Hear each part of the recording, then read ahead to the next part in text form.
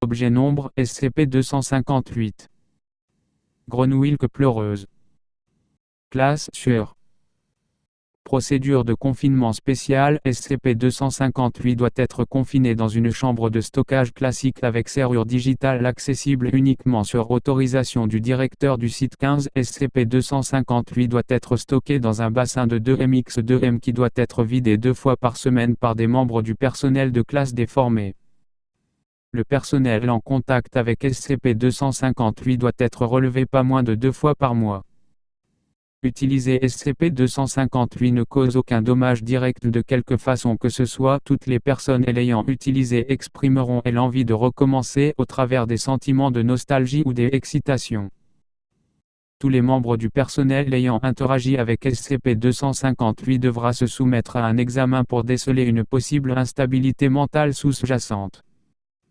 Depuis l'incident 258-1, le personnel des entretiens doit être équipé de tenues de protection contre les matières dangereuses lorsqu'il interagit avec SCP-258. Description: SCP-258 a été découvert à Maine après que les rumeurs colportées par des enfants sur une grenouille sauteuse triste dans la cour de l'école primaire locale lui étaient confirmées par les parents. L'agent F confirma la nature de l'objet et le personnel de la fondation y installa une réplique sans incident. SCP-258 semble être une simple attraction de parc pour enfants, créée pour être utilisée par des enfants en âge d'aller en école primaire et dessinée comme une grenouille stylisée possédant 2 poignées de part et d'autre de sa tête. SCP-258 possède 2 grands yeux blancs laiteux qui laissent couler de la peinture blanche le long de son visage, comme s'il pleurait. De nombreuses tentatives pour retirer la substance ont été effectuées mais aucune ne semble être efficace. La peinture verte est soumise aux mêmes effets que de la peinture traditionnelle et il est facile de la retirer avec les produits et techniques appropriés alors que les tentatives pour retirer la substance blanche désignée SCP-258-1 se sont soldées par des échecs. Elle disparaît juste avec le temps.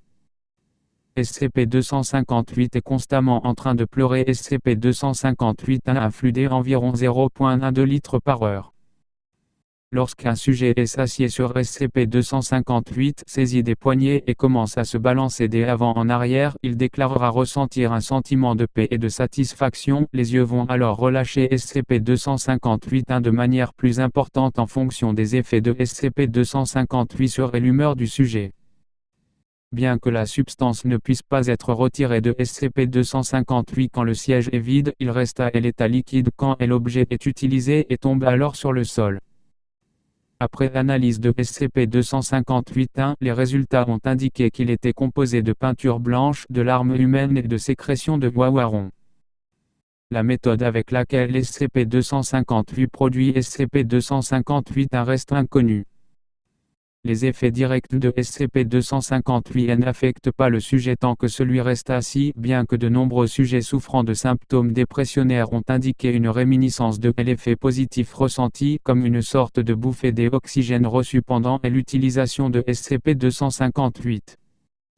L'usage à répétition de SCP-258 semble diminuer les effets produits sur le sujet et l'agent W a dû être maîtrisé par la force avant de reprendre le contrôle de lui-même. L'utilisation de SCP-258 par des sujets psychologiquement instables est inconnue, en attente de l'approbation pour d'autres tests, mais il est probable qu'elle conduirait SCP-258 à produire une quantité incontrôlable de SCP-258-1. Addendum 258-1 suite au suicide de D3354 après être entré en contact avec SCP-258 à de nombreuses reprises, les effets d'un contact avec SCP-258 ont été réexaminés. Il semblerait qu'un contact continu sans protection avec le fluide transférerait les émotions relâchées pendant l'utilisation de SCP-258 au sujet. Le sujet précédent fut examiné de nouveau et il fut découvert qu'elle se remettait de données supplémentaires.